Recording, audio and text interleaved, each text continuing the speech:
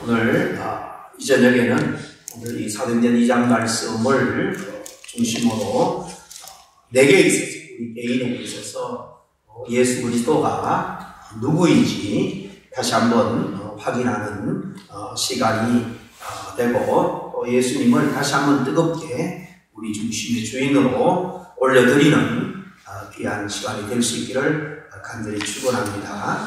여러분들이 이미 여러 번 들어서 잘 아는 이야기입니다. 이 코끼리와 시각 장애인들에 관한 그런 이야기죠. 우화입니다. 오래전 몇백 년 전에 남아시아 인도를 중심해서 파키스탄 이런 지역뿐만 아니라 또 역사를 더듬어 보면 이 중국에서 심지어 아프리카에서도 굉장히 유사한 그런 우화들이 오래전부터 있었습니다. 과거에 이 지혜자들이 이 비유를 통해서 우리 인간의 실존 현 모습을 이렇게 비유로 잘 설명한 것으로 그렇게 생각이 됩니다. 하루는 많은 그런 앞이 보이지 않는 시각 장애인들에게 코끼리를 만져보게 하고 이 코끼리가 어떻게 생겼는지 한번 말해보라 그렇게 했다고 하죠. 코끼리 다리를 만진 시각 장애인은 이 코끼리 다리만 만져보고는 무슨 큰 기둥과 같다. 코끼리는 당연히 그렇게 이야기를 합니다.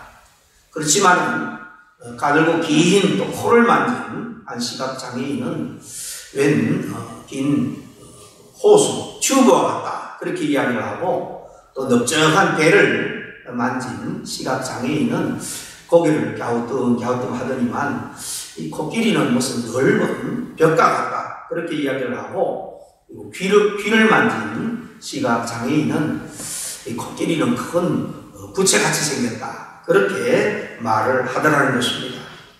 이 우화는 앞을 잘 보지 못하는 이 시각 장애인들만의 이야기가 아니라 바로 우리 자신들의 인간 한 사람 한 사람에 대한 이야기라는 거예요. 어떤 대상에 대해서 전체적으로 통전적으로 온전한 그런 시각을 갖지 못하고 부분적으로 단편적으로 알고 온 사람들은 그것을 이해하는 데 있어서 굉장히 제한적입니다. 일부만을 알고 그것이 다인 것처럼 그렇게 받아들이고 그것을 위해서 살아갑니다. 우리들의 모습을 사실 잘 비유로 설명해 준 그런 우화죠. 교회를 오래 다닌 성도님들 이렇게 가끔 보면 가장 큰 오해를 하고 있는 것 중에 하나가 믿음의 대상인 예수님을 잘 안다라고 그렇게 착각을 하고 신앙생활을 하는 사람들이 많다는 거예요. 자기가 그동안 성경을 읽고 듣고 성경 공부한 이야기들 많이 있을 것입니다. 그런 것들을 종합해서 나에게 있어서 나의 믿음의 대상 예수님은 이런 분이다. 그렇게 받아들이죠. 그러나 예수님은 성경 전체를 볼 때 삼위일체 중에 한 분입니다. 삼위일체의 하나님 중에 한 분이라는 것은 예수님도 하나님이라는 동일 본질의 똑같은 하나님이라는 사실을 우리가 삼위일체란 말은 성경에 없지만 전체적으로 입체적으로 성경을 잘 공부하고 또 배우고 이해한 사람은 예수님은 하나님이구나. 이것은 성령께서 우리한테 깨우쳐줄 때 예수님에 대한 이런 바른 시각을 가질 수가 있는 것입니다. 오늘날 교회가 힘을 세상 가운데 쓰지 못하는 이유, 또 우리 성도들이 오랫동안 신앙생활을 했음에도 불구하고 세상 사람들과 별반 다르지 않다. 그래도 오래 예수를 믿었으면 좀 변해야 되는데 변화된 모습이 없다. 이런 참 자주 섞인 이야기를 스스로 할 때도 또 들을 때도 많이 있습니다. 저도 이런 얘기를 하기도 하고 듣기도 하면서 곰곰이 생각해 보니까 정말로 성경이 우리에게 가르쳐주는 예수님, 바로 예수님은 우리의 믿음의 대상이잖아요. 우리가 믿는다 할 때 예수님과 관계된 모든 것들을 믿는 것입니다. 예수님의 말씀, 예수님의 약속, 예수님의 행한 모든 능력들을 우리가 그대로 믿는 거예요. 그런데 문제는 우리가 예수님에 대해서 알고 믿는 부분에 있어서 정말 성경대로 믿기보다는 내 필요에 의해서 내가 원하는 그런 예수님만을, 그런 모습만을 골라서 믿고 있는 것이 아닌가, 그런 생각을 해보게 되었습니다. 여러분, 예수님이 누굽니까? 성경은 예수님에 대해서 수없이 예언도 했고 실제로 이 땅에 오셔서 3년 동안 가르쳤고 고치는 일도 하셨고 하나님 나라의 일을 선포하기도 했습니다. 사망 권세를 깨뜨리고 부활하시고 많은 증인들이 보는 가운데 성천하기도 했습니다. 이렇게 우리가 성경을 통해서 예수님에 대해서 알고 있지만 우리가 반드시 예수님에 대해서 놓쳐서는 안 될 지식, 또 우리의 믿음은 첫째는 말씀드린 것처럼 예수님은 하나님이라는 사실을 여러분이 믿지요. 우리가 예수님을 그냥 훌륭한 한 현자나 훌륭한 어떤 지혜자, 철학자 정도로 믿어서는 우리 인생에 변화가 일어나지 않습니다. 여러분, 교육도 많이 받으면은 우리의 습관도 바뀌고 인생이 많이 바뀝니다만은 우리의 죽을 생명까지 바꿀 수 있는 것은 교육도 아닙니다. 세상의 철학적인 지식도 아니고요. 하나님만이 가능해요. 우리가 믿는 대상이 하나님인데 그 하나님이 인간의 모습을 입고 이 땅에 오지 않았다면 사실 우리가 하나님께 나아갈 길도 없고 하나님을 인지할 방법도 없습니다. 이 하나님이 감사하게도 인간의 몸을 입고 이 땅에 오신 분이 예수님이죠. 그래서 세계 역사는 예수님의 탄생을 기점으로 해서 예수님 오기 전 BC, 오기 이후 AD 그렇게 나눠집니다. 역사상 아무리 위대한 인물이라고 할지라도 이렇게 인류 역사 전체의 기준으로서 인정받는 분은 예수님 외에 없습니다. 그럼에도 불구하고 이렇게 역사의 기준점이 되고 주인 되신 예수님에 대해서 그 당시 현자라고 할 수 있는 학자들, 역사학자들은 별로 관심을 보이지 않았죠. 그런데 문제는 오늘날도 사실 마찬가지라는 것입니다. 이 올해가 몇 년도입니까? 2023년입니다. 물론 이 연도를 계산할 때 예수님의 출생 연도를 한 3년 사고를 일으켜서 그렇지 2023년이다라고 오래전에 이 연도를 결정한 것은 예수님이 태어난 그것을 기점으로 1년, 2년 그래서 지금 2023년이 되었다. 그렇게 우리는 다 이해를 하고 있는 것입니다. 이거는 뭐 믿는 우리들이나 세상 사람들도 서기 2023년은 예수님이 태어난 이후 2023년째가 되었다. 다 인정합니다. 이것은 예수님의 탄생을 기점으로 표시한 연도인데요. 인정하든 않든 이렇게 세상은 예수님의 탄생을 기준으로 시간을 정해 살아가고 있습니다. 그럼에도 불구하고 당시 학자들, 역사학자들이 그랬던 것처럼 현대인들 얼마나 그때보다 아마 그 당시에 뛰어난 그런 학자들보다 웬만한 분이면 워낙 오늘날 이 정보를, 지식을 습득할 것들이 많기 때문에 더 뛰어날지도 모르겠어요. 그럼에도 불구하고 많이 알고 지혜로운 현대인, 역사의 기준이 되는 예수님에 대해서 얼마나 관심을 가지고 있을까요? 사람들이 불행한 이유가 바로 여기 있습니다. 예수님이 성자 하나님이라는 사실을 사실 잘 모른다는 거예요. 그분이 하나님이라는 것을 알지 못하기 때문에 그분에 대한 관심은 일개 한 연예인에 대한 관심만큼도 못한 거죠. 당시 유대인들도 마찬가지였습니다. 이스라엘의 3대 절기 중에 하나인 오순절이죠. 오순절 유대의 6월절 다음에 50일째 되는 이 오순절. 사람들은 이 절기를 중앙성소 예루살렘 성소에서 지키기 위해서 다 남자들은 몰려듭니다. 그들이 이 화려한 예루살렘 성전에서 늘 그린 것처럼 하나님의 이름을 불렀습니다. 그렇지만 정작 자신이 죽인 예수가 바로 자기들이 부르고 있는 그 하나님이라는 것을 그들은 알지 못했죠. 기억할 것은 종교적인 열심이 있다고 해서 반드시 하나님을 잘 안다, 하나님을 만났다, 그렇게 볼 수 없다는 사실. 근데 갑자기 바람소리 같은 그런 소리, 불의 해같이 갈라지는 것이 임하는 것을 보고 사람들이 놀라서 마가의 다락방으로 몰려듭니다. 그리고 이해할 수 없는 광경을 목격하게 되죠.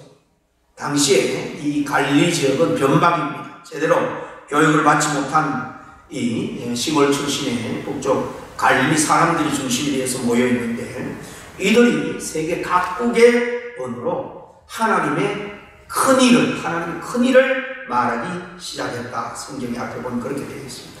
그러나 당시 사람들은 하나같이 귀가 어두워져서 하나님의 큰 일에 대해서 말하고 있는데 관심이 거기는 없고요. 이들은 다 세술에 취했다. 분명히 정말 원근 각지에서 디아스포라 유대인들이 이 오순절을 지키기 위해서 지금 몰려들었고 자기가 사는 지역의 언어로 방언하는 것을 듣는데도 불구하고 이 하나님의 큰 일, 하나님이 하시는 일에는 관심을 끊어버리고 다 술 취했다, 제정신이 아니다, 조롱을 하는 것입니다. 복음이 능력 가운데 선포되는 이 현장에서도 예수님에 대한 선입견을 가진 그들은 예수님이 하나님이라는 사실을 전혀 깨닫지 못하는 것입니다. 그렇습니다. 영적인 눈이 어두워지면 하나님의 임재가 이렇게 가득하고 역사가 나타나는 그런 곳에조차 하나님이 정말 살아계시고 역사하심을 인지하지 못하고 있는 거예요. 그들의 죄악이 그들의 영적인 눈을 완전히 가려버린 것입니다. 그래서 그들은 물었습니다.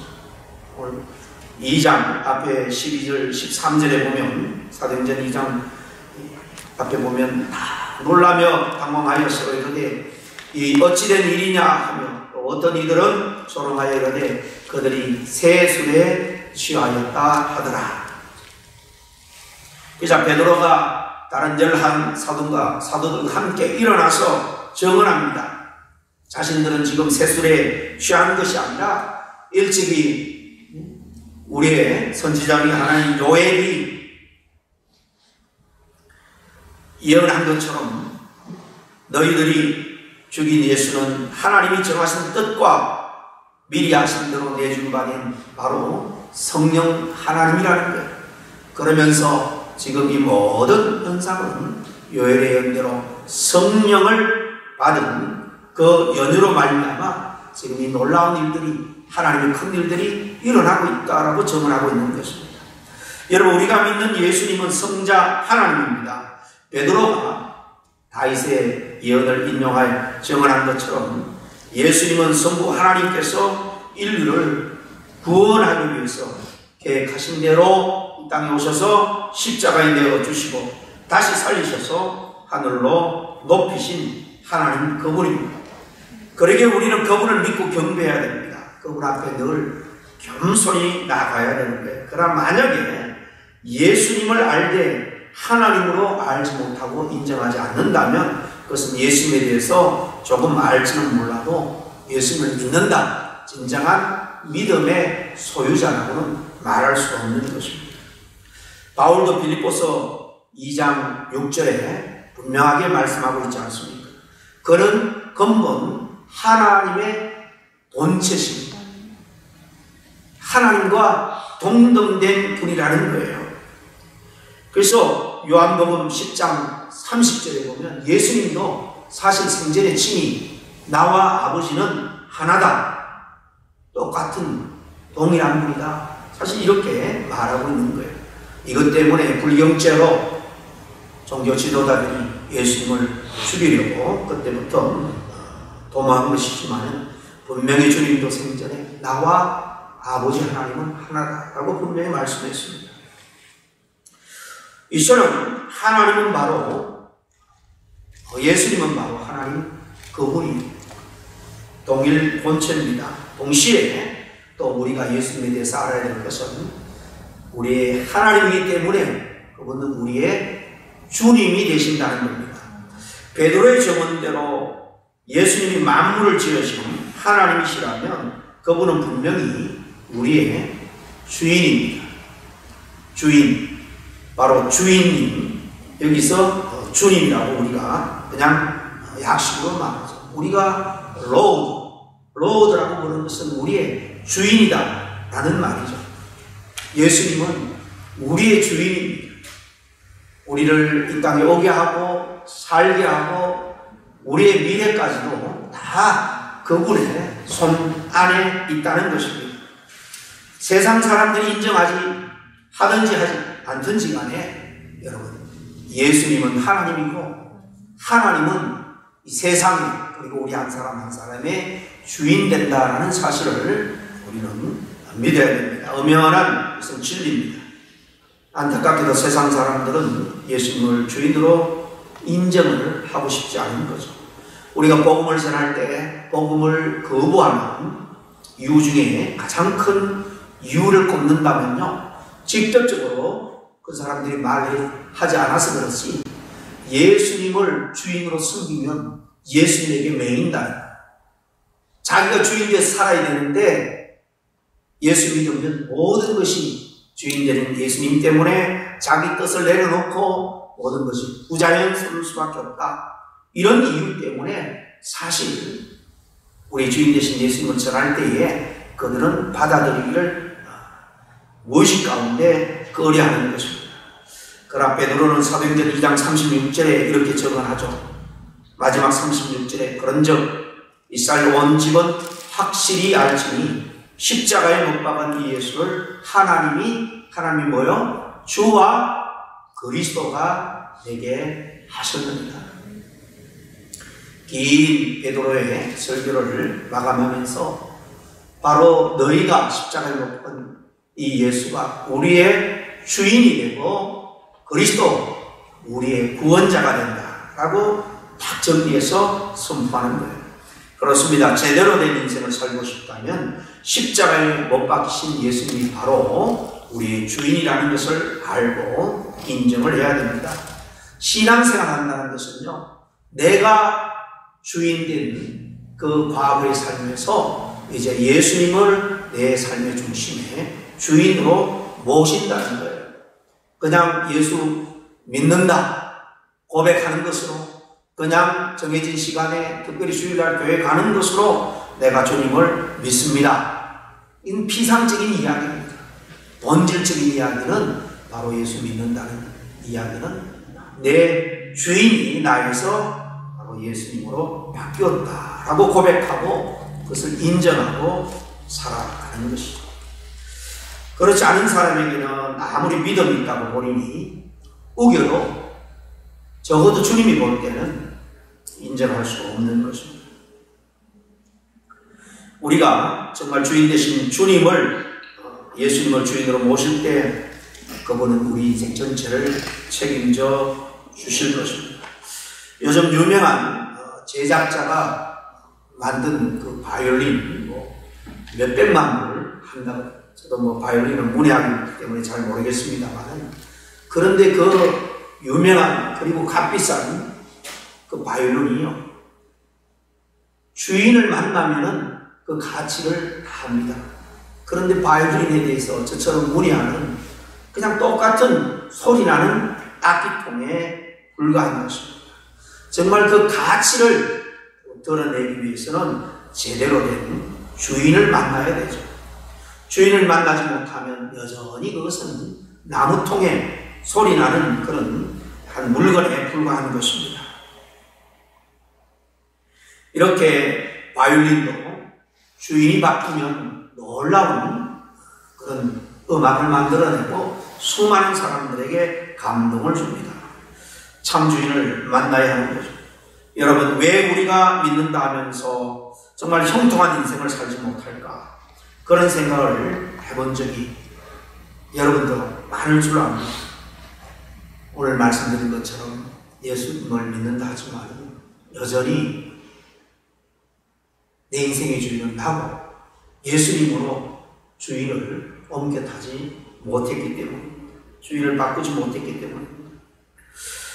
우리를 만드신 주님이신 주인이신 예수님께서 정말 우리 인생을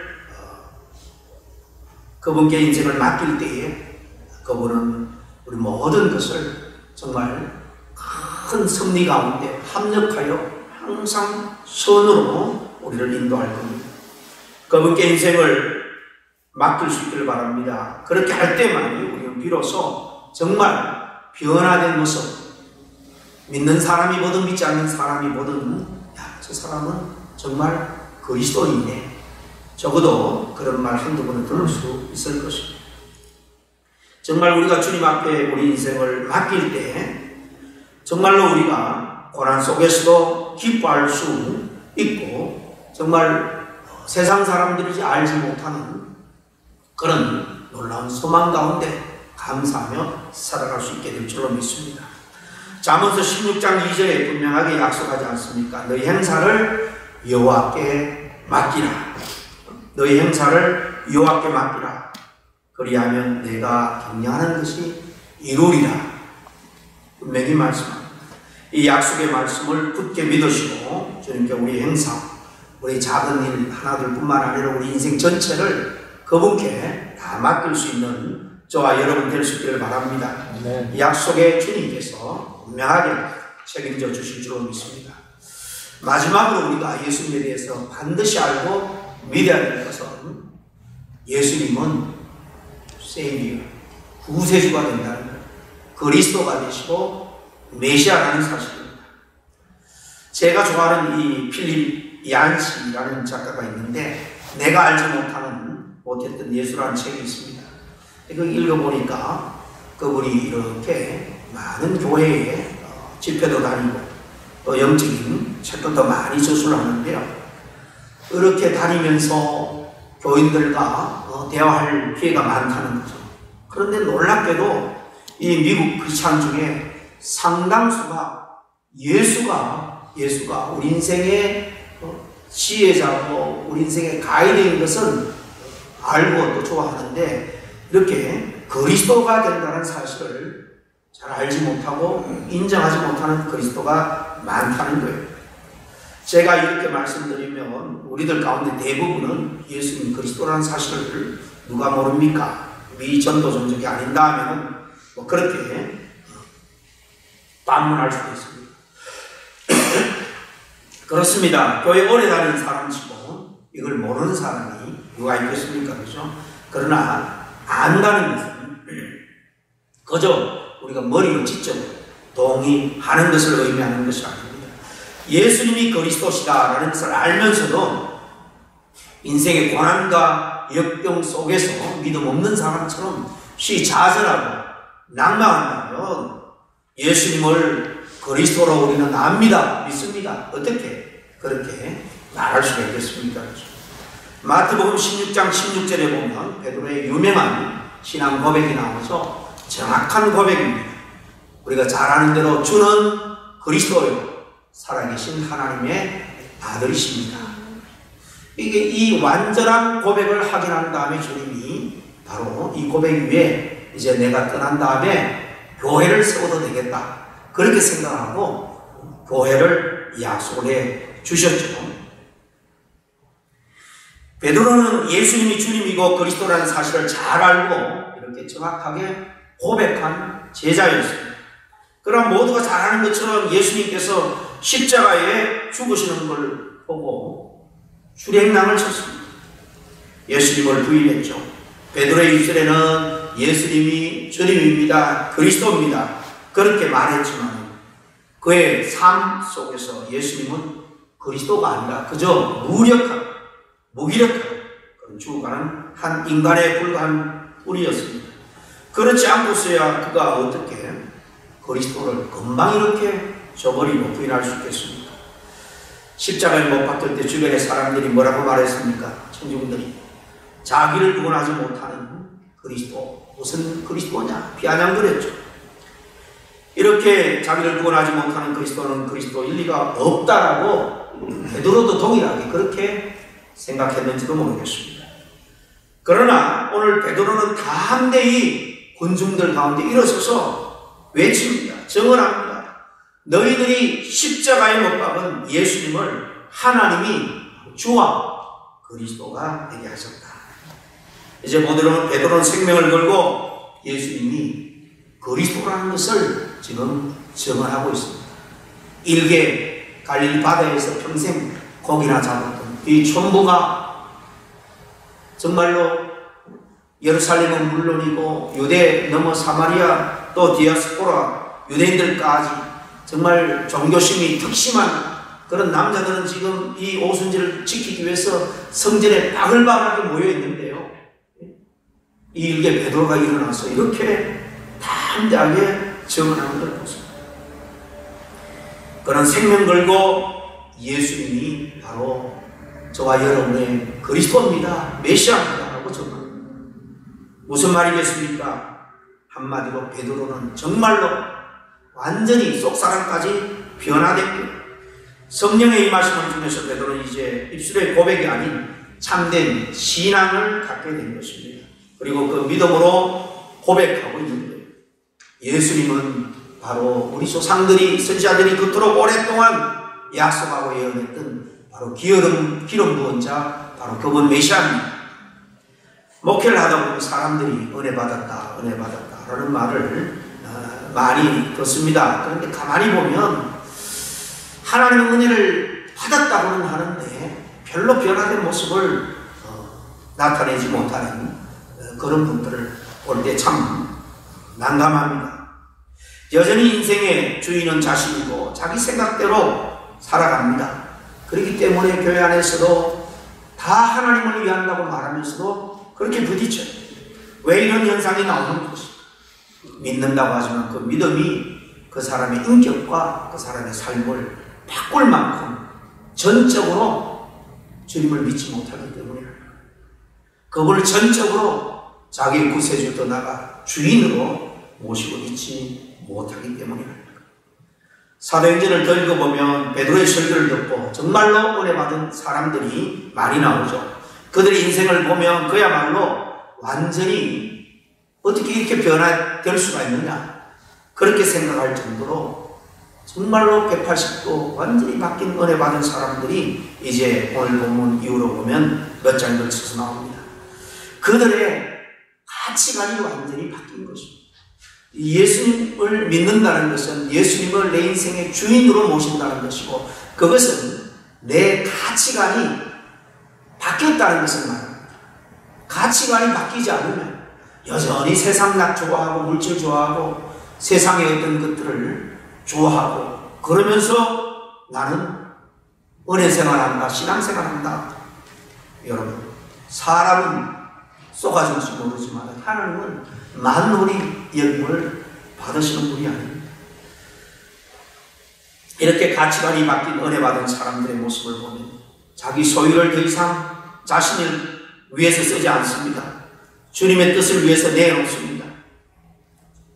오늘날 교회에서 사도행전에 나타난 이런 아름다운 교회 모습을 사실 본다는 것은 어려운 일이 되어버렸는데 한 주간 힘들게 살다가 예배당에 와서 하나님을 만나기보다는 사실은 대부분 또 이민 사회에서 유독 그런다.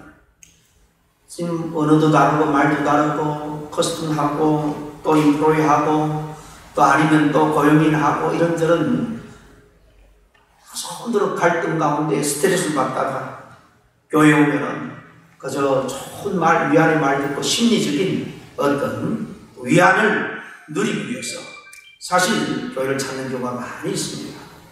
그러나 그 심리적인 위안이라는 게 오래가지 못합니다. 복음을 듣고 거듭나지 않은 사람은요 잠깐은 그냥 냉수 한 컵 마시는 정도의 기쁨은 있을지 모르지만 인생 전체의 진정한 위안을 얻지 못합니다. 오직 예수님만, 예수 그리스도만이 진정한 우리의 위안자가 되시고 우리에게 영육 전체의 평안을 주실 수 있는 분이기 때문입니다.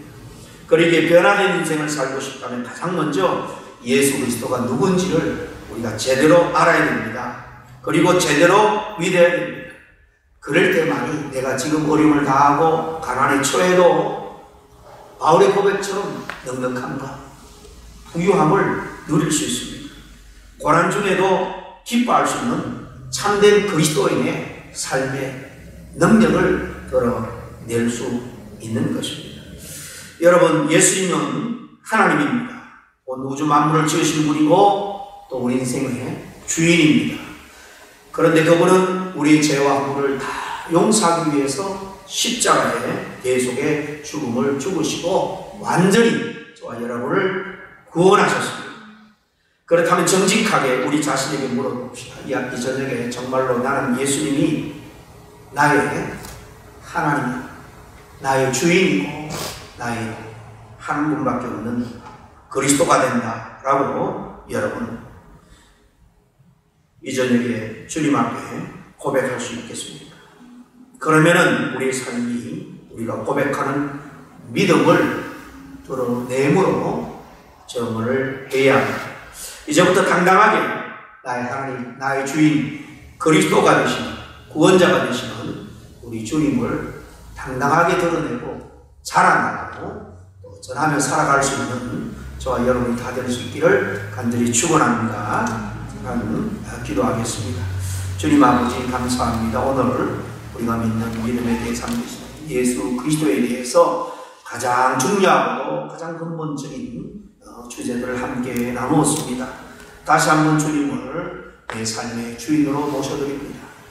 예수님을 나의 하나님, 나의 구세주로 늘 찬양하며 감사하며 나아가기를 원합니다.